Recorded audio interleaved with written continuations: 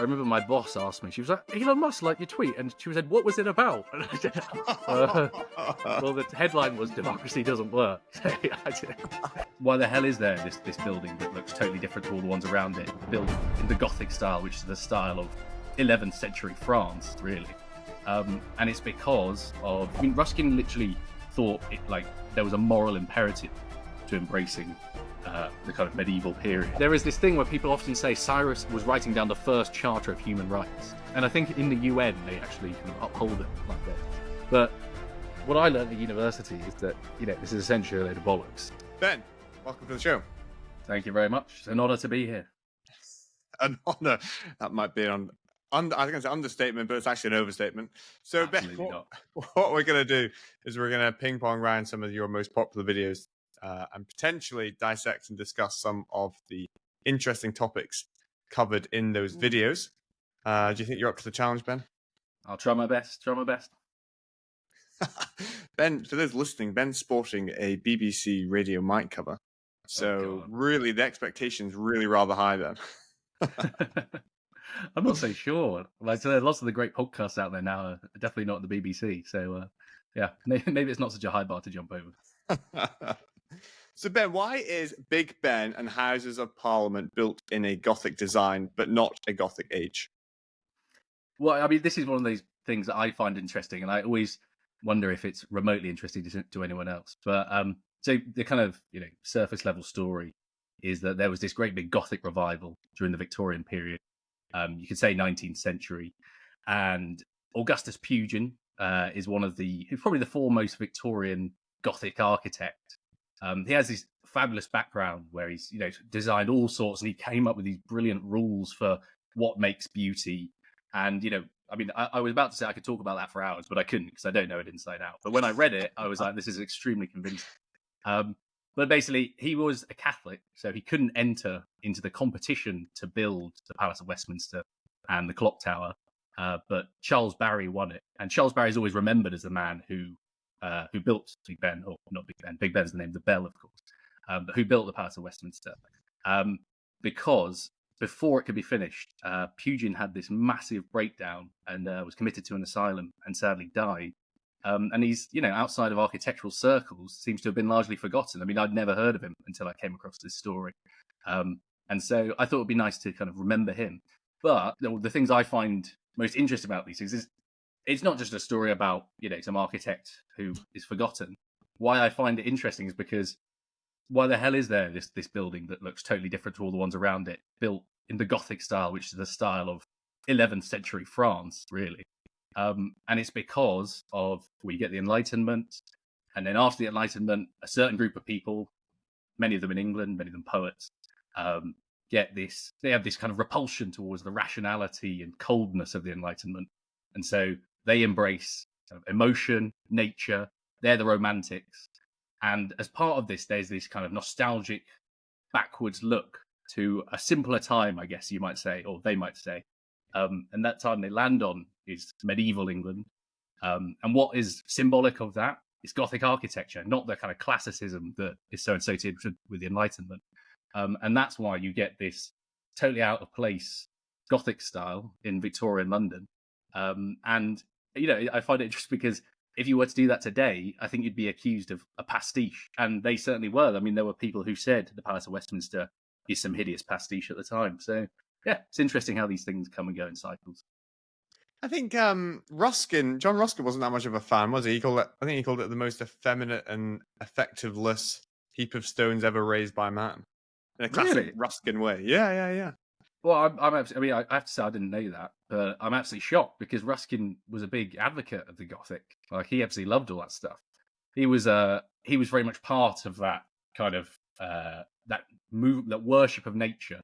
There's a great episode of Civilization with Kenneth Clark where he just is being very lyrical, talking about Ruskin, and he's articulating this kind of sense of wonder and this kind of identification. I mean, Ruskin literally thought there was a moral imperative to embracing the kind of medieval period.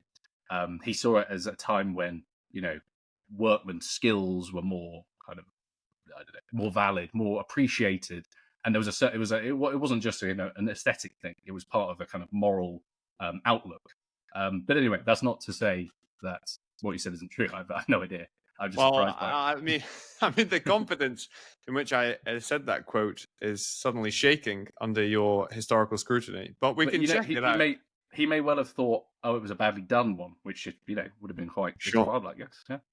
Do you know much else about John Ruskin? Because he's quite an interesting chap. He decried a lot of things. He might not have decried the Houses of Parliament. He certainly decried railways and all other sorts of things. Ruskin is one of those characters who is essentially, well, he's someone I haven't read firsthand, I should say. And I only pick him up in passing through quotes from lots of the people, the kind of more cultural writers I read. And I always felt he's, immensely quotable. I myself, I guess I'm quite small C conservative when it comes to culture. And everything I read from him, I always seem to resonate with. But then I've never read him firsthand, which is a shame. But he's been on my immensely long list of, great writers I need to properly go into and get to grips with. But it hasn't happened quite yet. So I don't think I can offer some kind of some brilliant insight. I was having a conversation with a author. He's actually just had his first book published this summer, so it's quite exciting. And he was saying he tries to adopt Orwell's rule of never using a long word where a short word will do. And he tries to adopt that in his writing style. And I pushed him on it. I said, well, what about Ruskin? Like, if you put Ruskin into a Grammarly document, it would just come up with endless errors. And I thought, at the risk of being efficient, are we losing the drama and the colour in which we get, especially from the Victorian writers? Yeah, well, it's interesting you say that. I mean, I've had Orwell's rules for writing pinned to my OneNote, which I always have next to me when I'm writing scripts. And recently, completely independently, someone's actually pinned it on the wall of our office. So yeah, and for writing for the radio, it's absolutely brilliant, because you really don't want to. People only get to hear it once, and they can't be with the text for a few seconds or reread a passage. And so, in that sense, absolutely, I'm on Orwell's side here. But yeah, you are right that you do lose a certain. There are some writers. I mean, Dickens is a classic, where there's a certain lyricism and kind of beauty to the passages that is totally lost if you're always going for the shortest word possible. You can still do it, but it's not as there's not so much texture to it. But I think Orwell. I mean, maybe I don't want to do down Orwell, but maybe his is a brilliant rule for anyone who is not yet an absolute top writer and you want to be able to communicate really well. But if I think John Ruskin probably sits above that, and so he can probably mess around with some longer words. But it's like, if you haven't done a huge amount of writing, I wouldn't go straight to using Ruskin-esque language. That's probably what I'd say. On architecture, if we do think about Ruskin's love of, say, like the Gothic era, and it's even the Houses of Parliament, they're sort of artificially inserted within London. Are we, say, romantics who like to pick and choose from different eras, be it classicism, neoclassicism, or Gothic, etc.?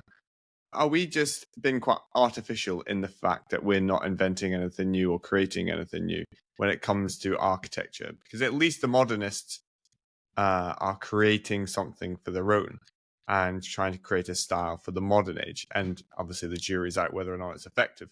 House prices would indicate not, but at least they're doing something. And I would have thought Ruskin would appreciate, well, maybe he wouldn't for the modern age, but we who like the classical styles, is it not just quite fake in a way to create something that isn't now of its time?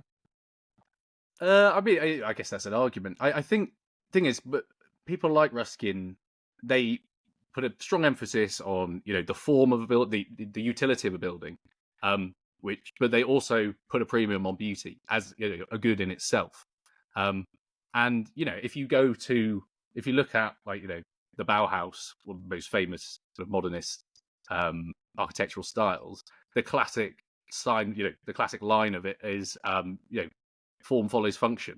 So the whole point is beauty is totally subsumed by the purpose of the building. And I think that's where the shift is.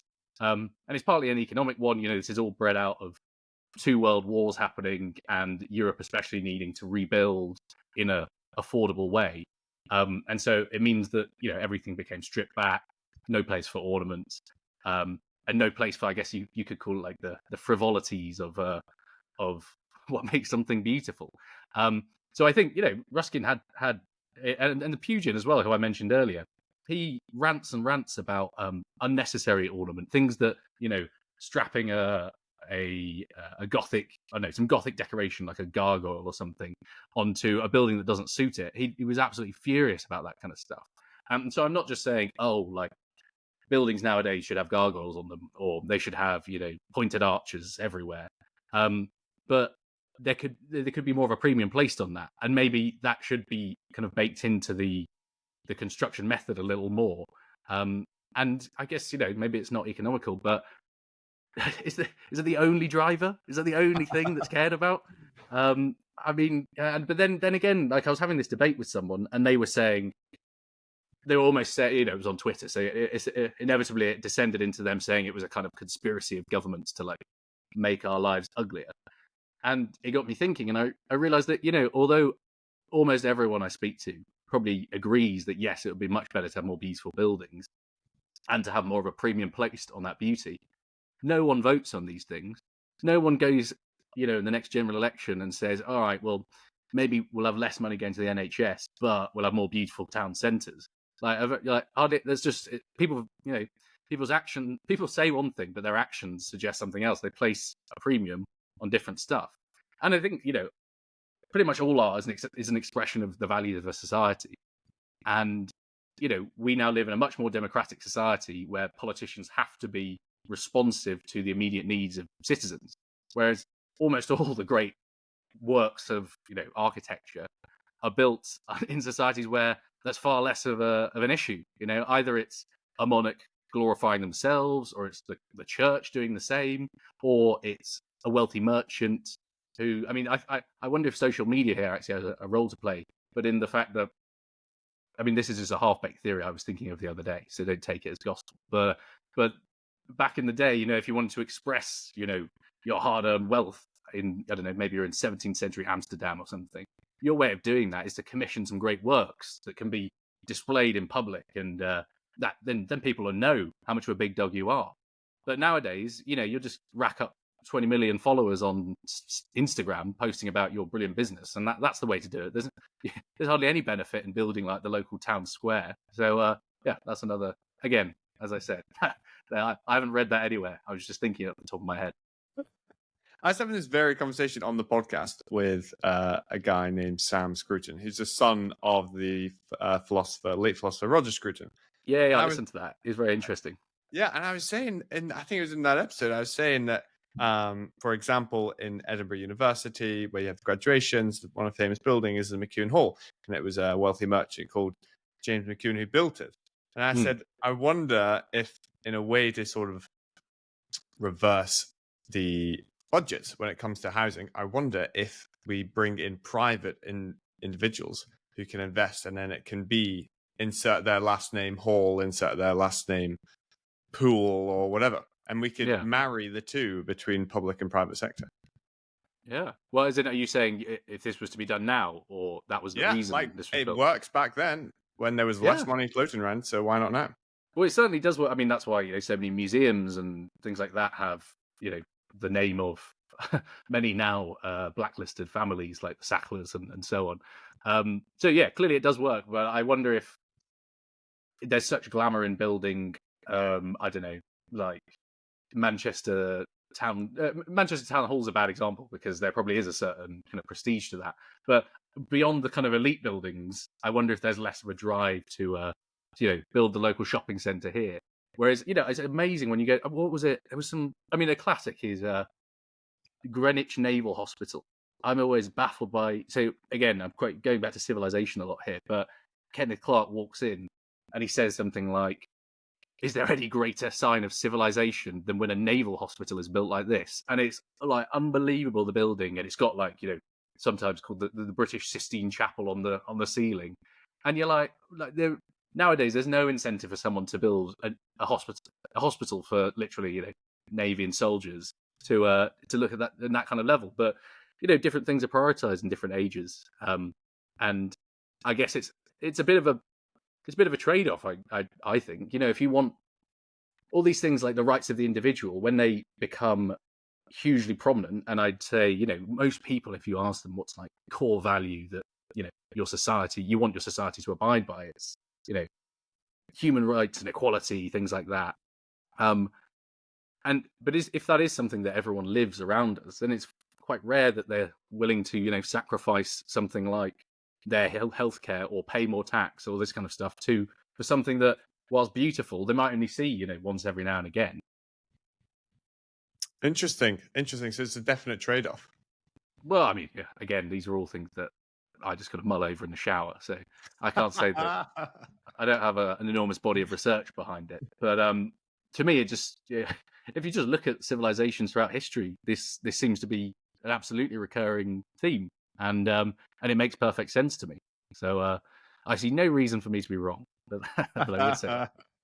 That being said, though, there is some legislation in regards to preserving the local image, as it were. So if you go to the Cotswolds, any new build in the Cotswolds or like housing scheme or whatever, it's all clad in yellow sandstone. Or if you go to the Yorkshire Dales, it's a similar thing. So certainly in areas of, they would say, outstanding natural beauty, there is that preservation of the image using vernacular stone, vernacular architecture, but it just doesn't really apply to Bradford or Glasgow or Aberdeen.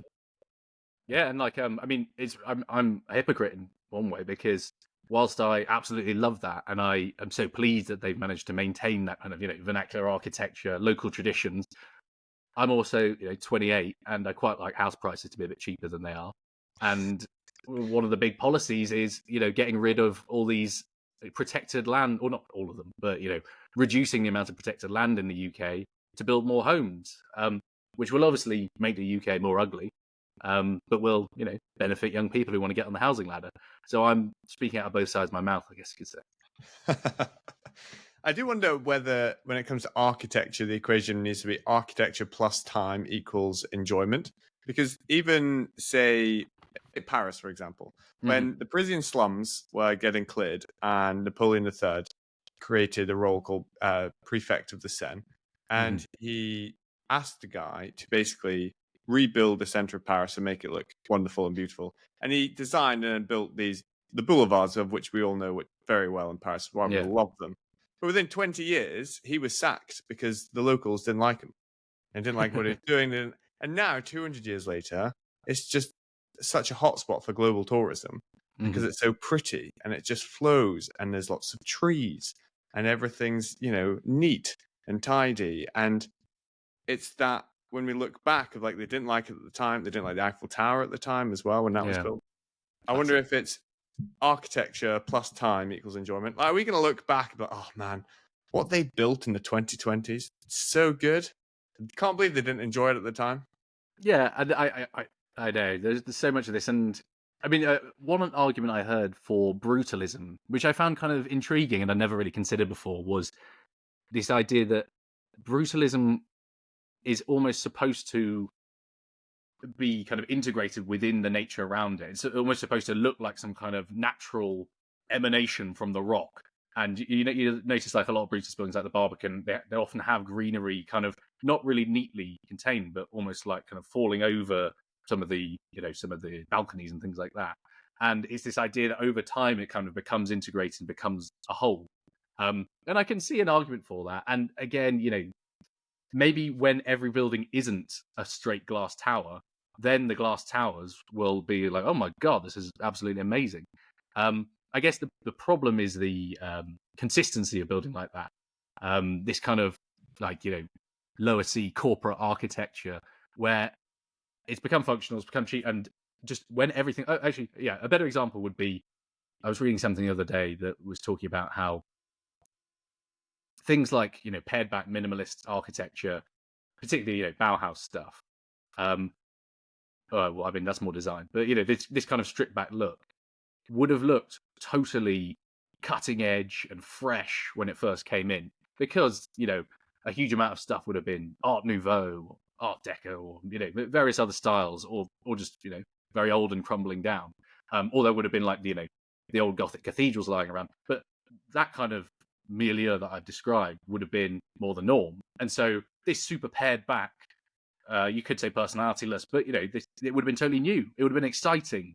Whereas it's just, problem is now I walk through Manchester city centre here, and flipping every building is exactly the same with these glass windows, and it just feels soulless and sanitized. And so then when you see a Gothic style church or whatever, you're like, oh my God, this is, I can like smell medieval history right here. But if it's everywhere, then you wouldn't. Maybe you get bored of that. So there is that case. I get you. But as with all these things, there'll be a few that probably do survive, that probably are looked back on. Like we look at the Empire State Building and a lot of Art Deco stuff as really beautiful now, which is 100 years old. And in the same way, maybe the Shard might be looked on like that as something very cutting edge and remarkable for its time. But I don't think, as with all these ages, there'll be loads of stuff that just gets bulldozed within the next 50 years. Did you see that Trump signed an executive order when it comes to building civic buildings? Oh, really? Yeah. So he basically said that from now on, or certainly under his government, that all civic government and government buildings need to be built in a classical style, and prohibits in the executive order building any of the buildings in a brutalist or modernist style. Interesting. Which is a bit of a W, I think, for the States, but a lot of people on Twitter were not very happy about it. Yeah, well, it's an interesting one because, there's this odd.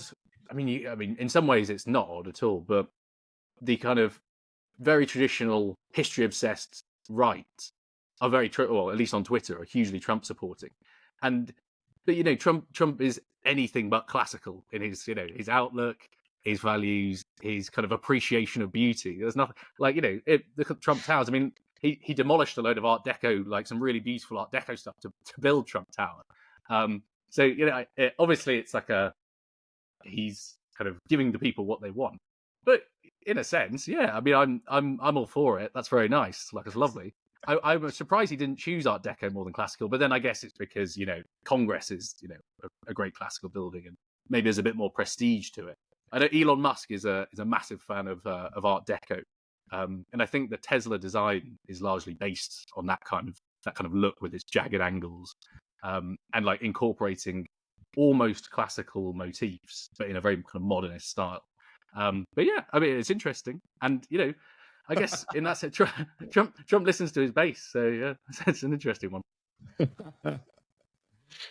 Speaking of classicism, why did Plato believe that democracy doesn't work? Well, I mean, I posted about this, and it was amazing on Twitter. I got absolutely tons of feedback. In fact, Elon Musk liked it, which was very surprising, given I had about 500 followers at the time. But yeah, so his kind of is obviously you can go through a very, very brief summary. So his great tutor is Socrates, and this is at a time. So Plato's from the aristocracy already, so I think he's already kind of slightly he's predisposed to not be a massive fan of the masses. But when Socrates is executed under Athenian democracy, he's disgusted with Athens. He leaves, and he returns and writes his kind of most famous book, which is Plato's Republic. And in it, he talks about this idea that the greater society is one ruled by philosophers like himself. And he has all these, I'm trying to remember them all off the top of my head, all these kind of checks and balances to ensure that this will work, basically. So he has this top rung, who I've kind of forgotten the name of, but they're essentially a group of people who aren't allowed any property, including children. They can't, raise their own kids. And they're the philosopher kings as such. And they have this extremely, regimented upbringing where they're only reading the classics and all this kind of stuff. And so the idea is they're basically incorruptible and extremely wise. And they're the only ones trustworthy enough to lead at the top. Interestingly, he allowed, he said women could rise to this level too, which I guess you could say progressive. I was thinking about trying to do a video on how he might have been the first feminist, but I'm not sure there's any grounding in that. In terms of a hook, that's a pretty good one. Exactly. And then beneath them there are traders, and then there's the kind of auxiliaries who will be military force. But anyway, the grand principle is that due to the kind of lack of wisdom among the masses, they will never succeed in running a democracy. So a democracy always degrades into essentially an oligarchy, and then that degrades into a timocracy. And the various things are like, oh, well, if people don't have this, philosopher king structure, they'll never be corrupted by money, by status, and this eventually degrades into a democracy. And once you get a democracy, then the masses are too empowered. They will inevitably kind of start infighting. That leads to a tyranny because one great tyrant will rise up and unite them all behind him, and then the cycle starts again. He put it a lot better than me, and I think I scripted it better in my video than that. But give me a break. It's been 6 months since I wrote that. But it's interesting though, because, well, I mean, maybe it's a cliche, but we are in an age where lots of strong men are taking advantage of democratic strife, and lots of people do argue that they don't have the choice they want in elected leaders, and so why go for the status quo? And this is exactly what Plato predicted.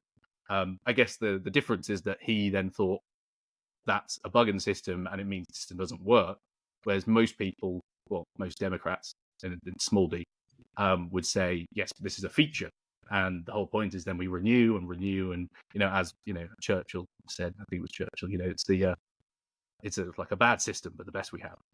If I asked you to psychoanalyze one of the richest men in the world, in Elon Musk, what do you think he was trying to signal when he liked your tweet about democracy not working? Well, yeah, I mean, I remember my boss asked me, she was like, Elon Musk liked your tweet, and she said, what was it about? And I said, well, the headline was democracy doesn't work. I mean, I don't think it takes a huge amount of psychoanalysis. I don't know if he's being genuine, because the whole thing with him is he's all smoke and mirrors, isn't he? Like, you never quite know what he really believes, because he's created a persona of himself online of being the ultimate troll. So, like, the whole point, it's a great strategy in the sense that he can say anything and then you're allowed to back out of it a week later by saying, like, wait, that was a joke. So who knows? Like, I mean, now, because back then he was, all buddies with Trump, and it seemed like to him democracy was working perfectly. Interesting in light of recent developments where now he says American democracy is broken and they need a third party in the middle. So yeah, maybe that was the thing that people should have cottoned onto, and then they could have predicted all this going on. But people weren't paying enough attention to my Twitter. It's interesting you mentioned the philosopher kings point there. So because of that, I was thinking then about the British prime ministers, and we often in Britain have always thought that we need centre right, centre left, and they do about 5 years or so each, and we just ping pong between the two. And then sort of post-Brexit, there was a lot of movement of like, we need something a bit more radical. We just need someone to sort it out. And then the whole philosopher king thing came up, and Boris Johnson did a degree in classics. And whilst he's potentially no philosopher king, he's probably as close as you're going to get having studied classics. And then Johnson came in, kind of made a bit of a pig's ear of it. And then there's everyone saying, you know what we need? We just need someone to come in and cut taxes and boost growth, just like what Reagan and Thatcher did in the 80s. Let's get Truss in, and then Truss came in, made a bit of a pig's ear about it. And then we thought, no, we just need someone sensible, probably centre-right. Okay, Sunak comes in. Sunak did do a terrible job. But no, we've had too much time on the right, we need to switch to the left. Yes, Thomas in. And I just wonder on the philosopher kings thing, it's like, is there actually, and very much to what you were saying about, it's not a great system, but it's one that we've got. People always think, if only we have X, if only we have the philosopher king, if only we have the low tax, high growth system. None of it really works. And it's all just a bit of a poison chalice. And that you're probably just like an Alice in Wonderland if you get into government, running as fast as you can just to stand still.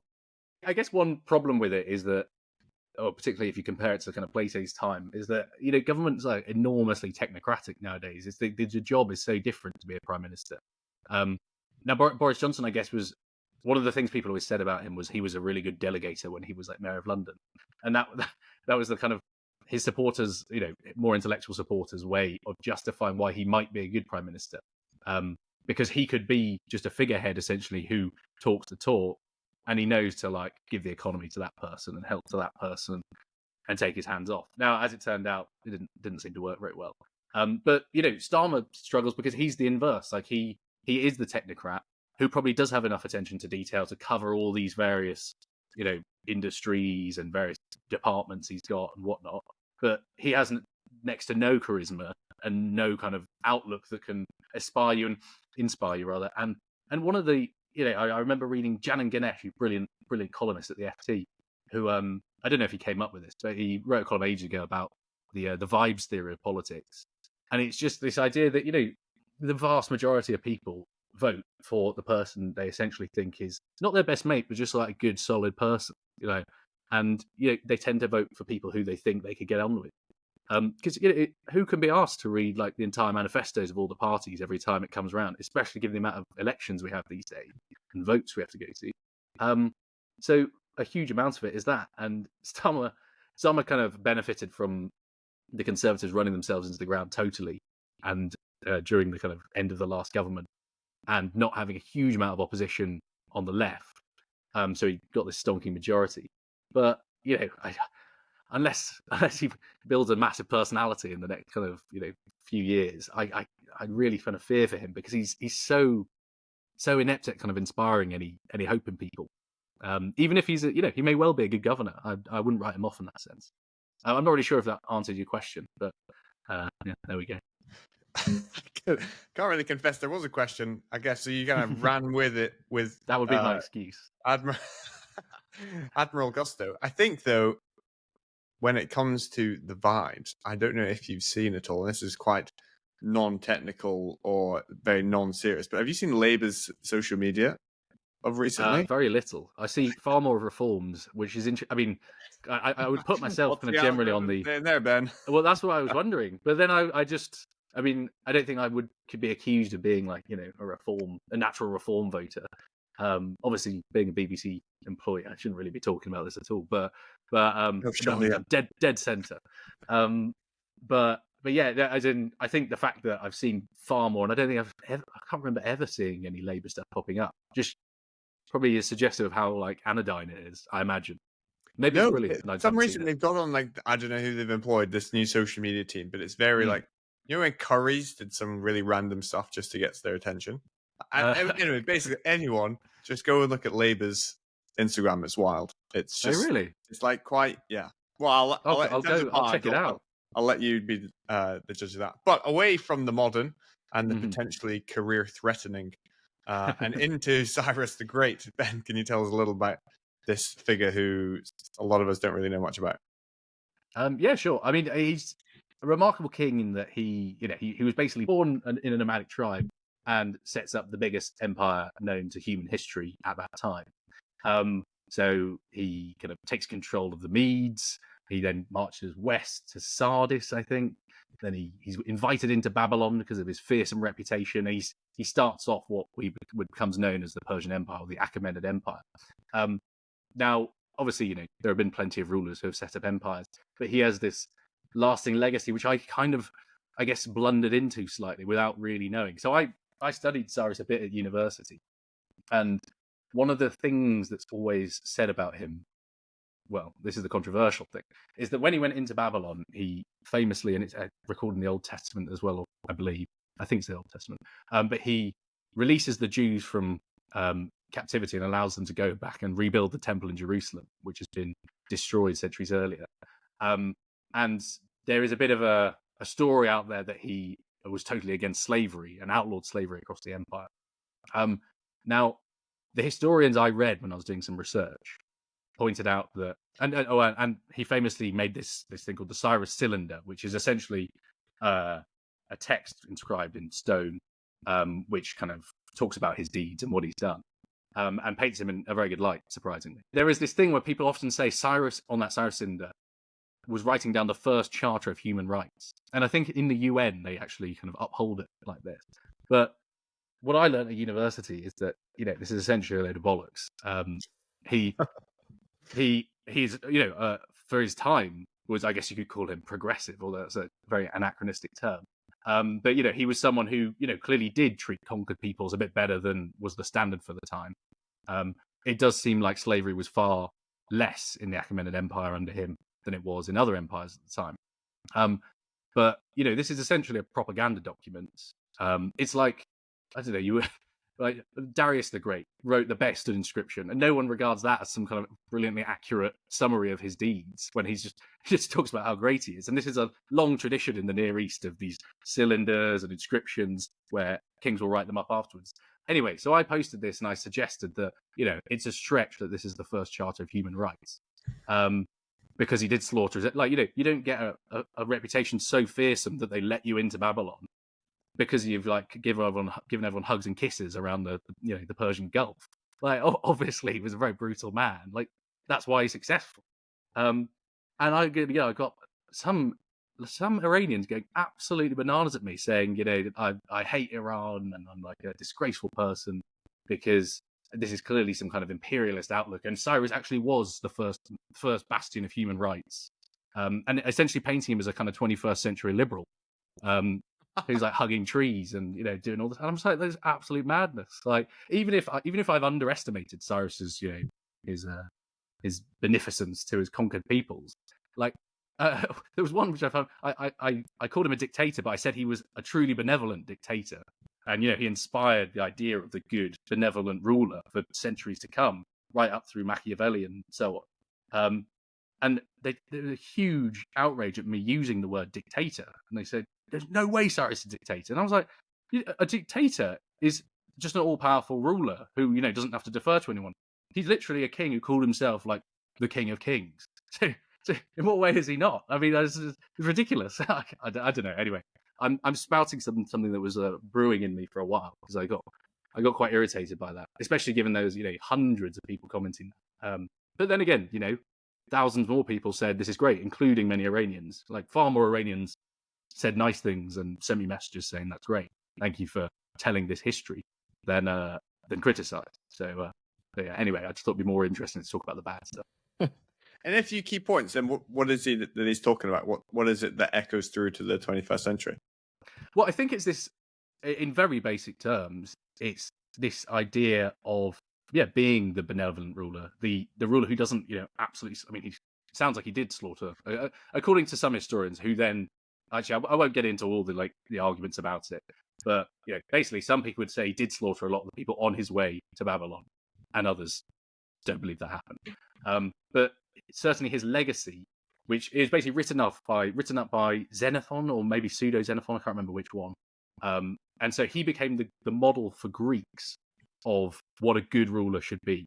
And who was it? Socrates wrote about it. Herodotus wrote a lot about him.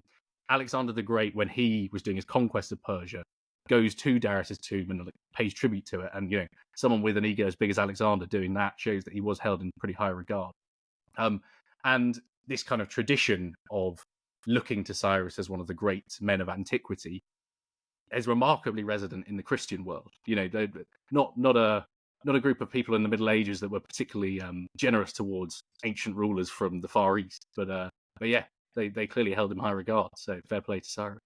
And part of my whole thing in my argument when I was hanging with these people is, to me, the fact that an ancient king slaughtered people does not diminish him as a great ruler in the slightest. That's absolute par for the course. That's totally to be expected. It'd be ridiculous if he didn't. Anyway, maybe I'm just. Well, what can you do? So Ben, we've fairly ping-ponged round from Cyrus to. Bit of Plato, Ruskin, architecture. What is it? And you obviously curate and create these videos online, but presumably, given the microphone in which you are sitting in front of, you have another job. What is it that you do? So basically, I present a podcast called Witness History on the BBC World Service. Well, I say present, but it's also, you get an incredible amount of autonomy. So the crux of Witness History is it's only 10 minutes long each episode, very bite-sized, and we pick a moment in history. It has to be living history, and you interview one guest who literally witnessed it, so involved in it, or sometimes it might be they were a bystander for this massive event. And it can be anything, it could be politics, could be music, could be fashion, philosophy, you name it. And it's brilliant because, firstly, it's total autonomy. Like, I pitch the ideas to my editor at the BBC, totally from my own choice. If they commission it, then I go and find the guests, I interview them, I edit it together on our audio software, I then present it, And then the only final bit is we have some brilliant, wizards of audio who are able to kind of put that final polish on it. And then goes out every day on the BBC World Service. You can even do sport actually, which is good for us. So that's the crux of it. And then alongside it, I also occasionally make documentaries, which I've pitched. So I'm going to Angola soon to make a documentary, which is a bit more current. And is that documentary video or still audio?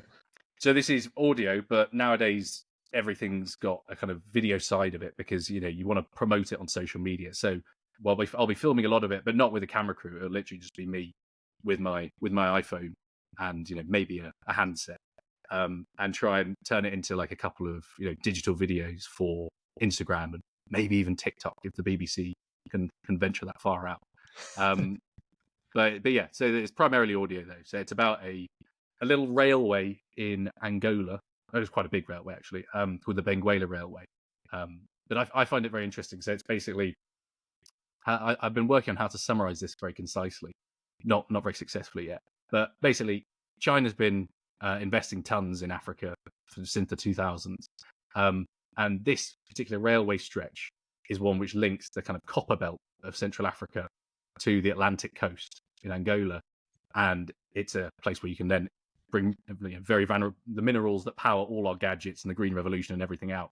But now the US and the UK, the US and the EU have kind of gone for their gambit to try and get hold of these kind of minerals. So they've invested a ton in this place too. And so I'll go on a little journey on the railway and talk to people and basically work out, these people on the ground are like suddenly found themselves in the middle of this enormous geopolitical tussle. Like, how is it benefiting them? And it's got lots of echoes of history because this is the same route that kind of slaves were carried from the African interior to the Atlantic coast. And then, the British set up, I think the British first built the railway, and then it was given as a concession to the Portuguese who, colonized Angola. It was run by the communist government there. So there's, I'm going to hopefully, in my dream idea of the documentary, travel on the documentary, and as I go, the history unfolds before me. And it should be a good listen because trains are always good fun on the radio. Like, it's just nice sound. So when it comes to pitching your editor, what success rate do you typically tend to have? Do you go and how left field do you actually make some of them? Well, I kind of know when nowadays I reckon I'd be disappointed if I got any less than 2 out of 3. We always get three choices. At first though, it was obviously quite difficult, but I've been doing it for 3 years now, so you get the hang of it after a while.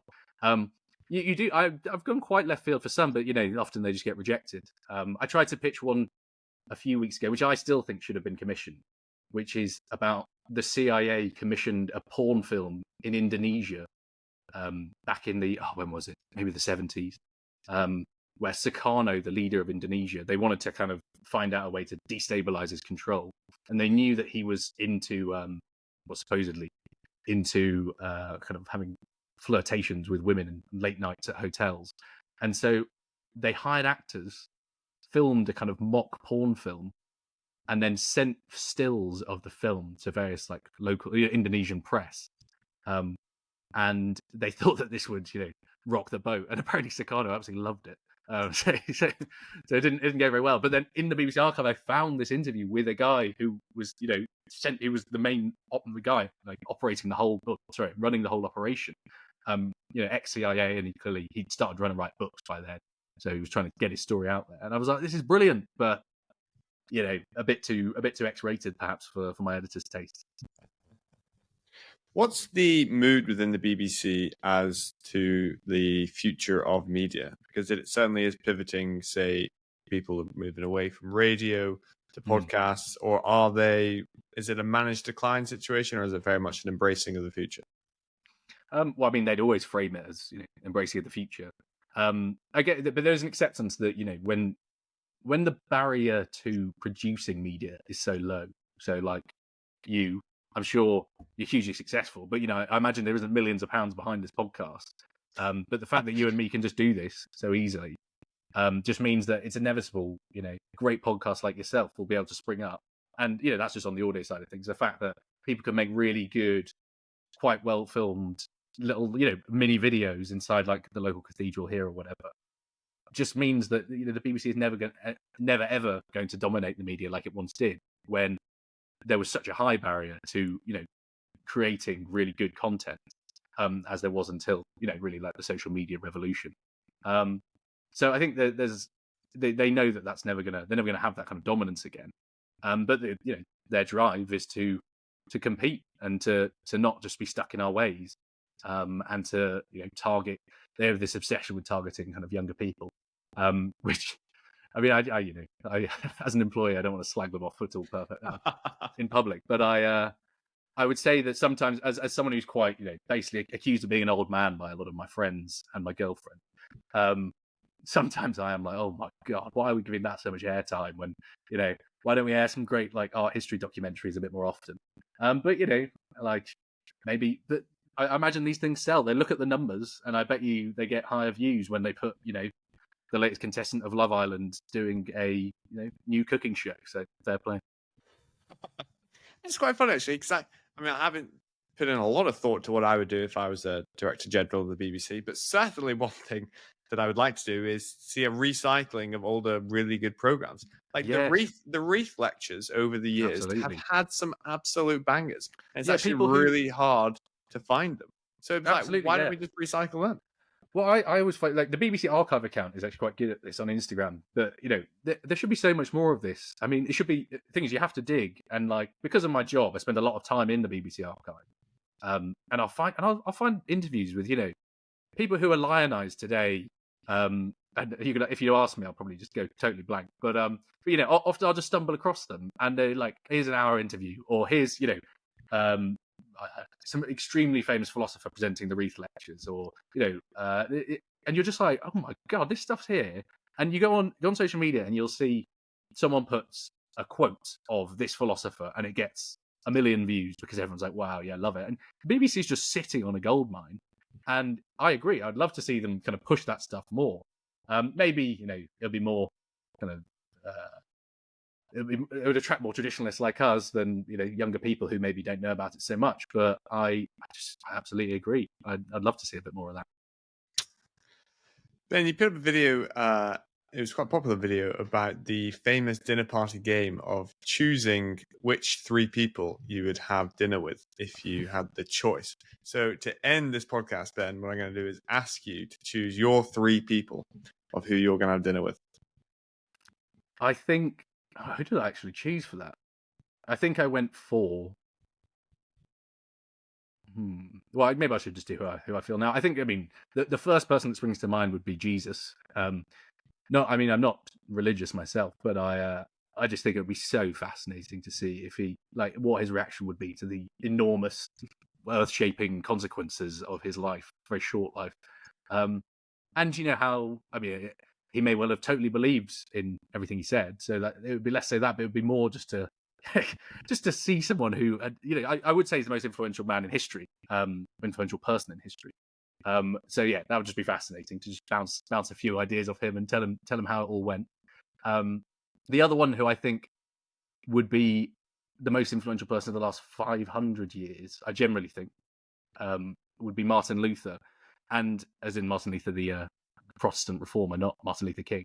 And he also is an absolute nutter, and is obsessed with. I mean, the amount he talks about human excrement would be quite entertaining, particularly at a dinner party with Jesus. But I think a huge amount of particularly the kind of northwestern European mind and North American mind is shaped by that Protestant Reformation. Our kind of characteristics we always talk about when we're talking about the condition of people these days, like individualism, even atheism. Well, when I say I think, I'm basically just stealing this argument from Tom Holland, who's probably my favorite historian. His idea is that the atheism is almost like the natural extension of Protestantism when you push it to its furthest limits. And things like human rights, he kind of ties them all to the Reformation. And I'd just be fascinated again to talk to him and I think entertain. And then third, I'd probably have to have one of my classical heroes. Cicero's always the man. He's the one I wrote my degree on. But I wonder if he's a bit bitchy and a bit maybe not exciting enough. He'd be like a very interesting conversation. But there's something it's very obvious. I can see him being quite complimentary to Martin Luther and Jesus. Yeah, possibly. I'd have to feel as though that like dinner time dynamic would be quite good. True, he'd be, because I was going to say Julius Caesar just because of sheer, like, I bet you he'd be firstly an absolute bastard, probably have like no consideration for who I am or anything like that. But I think it'd be interesting to try and get behind the mask.